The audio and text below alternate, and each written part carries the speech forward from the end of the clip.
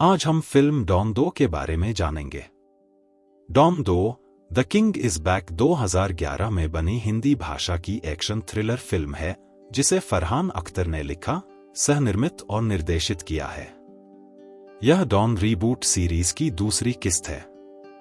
Excel entertainment और red chillies entertainment द्वारा संयुक्त रूप से निर्मित इस फिल्म में शाहरुख खान मुख्य खलनायक की भूमिका में है, जबकि प्रियंका चोपड़ा, बोमन ईरानी, लारा दत्ता, ओम पुरी, नवाब शाह, एली खान, साहिल श्रॉफ और कुणाल कपूर सहायक भूमिकाओं में हैं। डॉन 2006 की सीक्वल इस फिल्म की कहानी पिछली फिल्म के 5 साल बाद होती है, जब डॉन खान एक शक्तिशाली अंतर्राष्ट्रीय ड्रग लॉर्ड यूरोपीय ड्रग कार्टेल पर कब्जा करने की योजना बनाता है।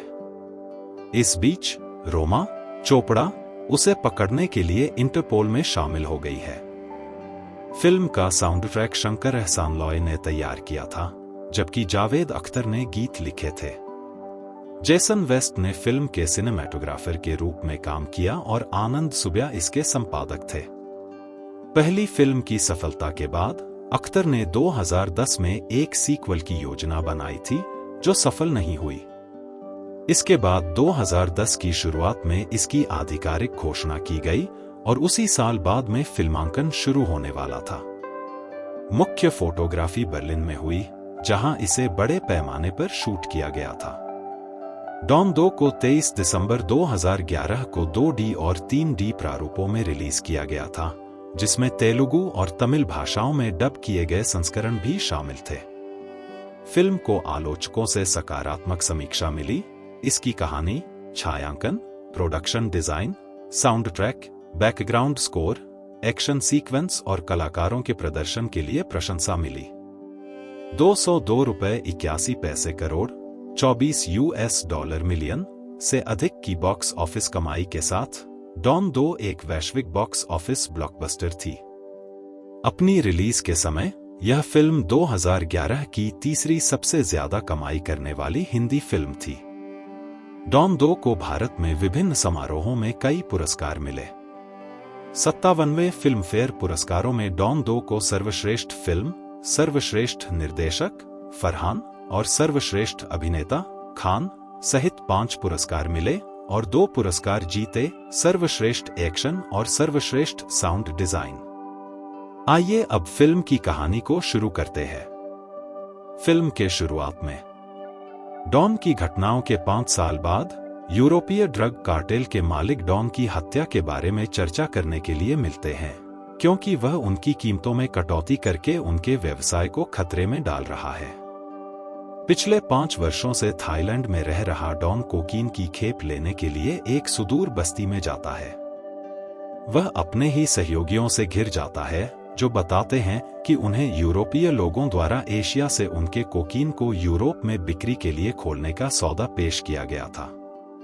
डॉन अपने सभी आदमियों को मारकर और पूरी बस्ती को नष्ट करके बाहर निकलता है।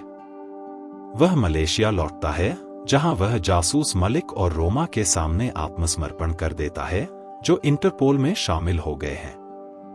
उसे मौत की सजा सुनाई जाती है और जेल भेज दिया जाता है। वर्धन डॉन से उसे कैद करने का बदला लेने की कोशिश करता है, लेकिन जब डॉन उसे भागने का मौका देता है, तो वह उसके साथ मिलकर काम करने के लिए तैयार हो जाता है। डॉन और वर्धन अंततः अन्य कैदियों को जहर देकर भाग निकलते हैं। ज्यूरिख में डॉन की मुलाकात विश्वसनीय साथी आयशा से होती है और वे एक गुप्त लॉकर से एक टेप प्राप्त करते हैं, जिसकी चाबी वर्धन के पास थी। इसमें euro printing DZB, Deutsche central bank के उपाध्यक्ष जेके दीवान, बैंक के अध्यक्ष के लिए मूल पसंद जेम्स वेर्डन को मारने के लिए सिंघानिया को रिश्वत देते हैं, ताकि दीवान के वरिष्ठ फेबियन कोहल को यह पद मिल सके। सिंघानिया को वर्धन ने 5 साल पहले मार दिया था। डॉन दीवान को ब्लैकमेल करता है कि वह उसे बैंक के ब्लूप्रिंट दे दे ताकि वह प्रिंटिंग प्लेट चुरा सके।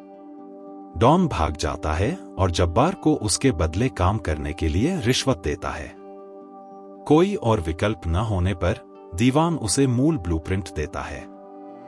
रोमा और मलिक बर्लिन पहुंचते हैं और दीवान से असफल रूप से पूछताछ करते हैं जबकि डॉन और उसकी टीम एक बैंक डकैती को अंजाम देती है। प्रिंटिंग प्लेट्स चुराने के बाद डॉन को वर्धन और जब्बार द्वारा धोखा दिया जाता है, लेकिन इसका अनुमान लगाकर वह भाग जाता है। समीर नाम का एक और टीम का सदस्य, जिससे डॉन पहले उसकी हरकतों पर चर्चा करने के लिए मिला था, पुलिस को डॉन के बारे में बताता है, जिसे गिरफ्तार कर लिया जाता है। हालांकि डॉन जेम्स वार्डन की हत्या में शामिल होने के सबूत मिटाने के बदले में दीवान को जर्मन प्रतिरक्षा देने के लिए ब्लैकमेल करता है। वह बर्लिन पुलिस और इंटरपोल के साथ बंधकों की सुरक्षा और बैंक में बमों को निष्क्रिय करने के बदले में प्लेट्स और यूरोपीय अंडरवर्ल्ड के विवरण वाली एक डिस्क को सौंपने के लिए बातचीत करता है।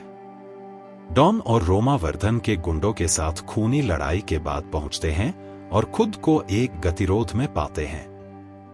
वर्धन और जब्बार और खुद डॉन के आदेश के बावजूद रोमा डॉन को मारने में असमर्थ है और जवाब में जब्बार द्वारा गोली मार दी जाती है। उसके मन में अभी भी उसके लिए भावनाएं हैं, हालांकि उसने 5 साल पहले उसके भाई और उसकी मंगेतर को मार डाला था और वह यह काम अवैध रूप से नहीं करना चाहती थी। असफलता के बावजूद डॉन वर्धन को वश में कर लेता है और जब्बार को मार देता है। वर्धन की गिरफ्तारी के बाद डॉन अपने प्रतिरक्षा पत्र प्राप्त करता है और सहमति के अनुसार प्लेट और डिस्क को सौंप देता है, साथ ही रोमा को एम्बुलेंस में ले जाता है। बाद में डॉन दीवान की कार में लगाए गए बम को विस्फोट कर देता है, जिससे दीवान की मौत हो जाती है और ऐसा लगता है कि उसने जो प्लेट ली थी वे नष्ट हो गई हैं।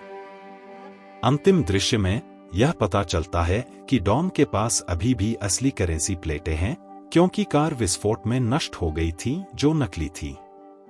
यह भी पता चलता है कि समीर वास्तव में डॉन के प्रति वफादार था।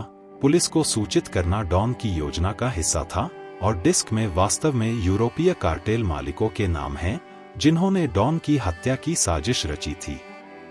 नतीजतन कोहल और यूरोपीय कार्टेल मालिकों को गिरफ्तार कर लिया जाता है और वर्धन के साथ जेल भेज दिया जाता है।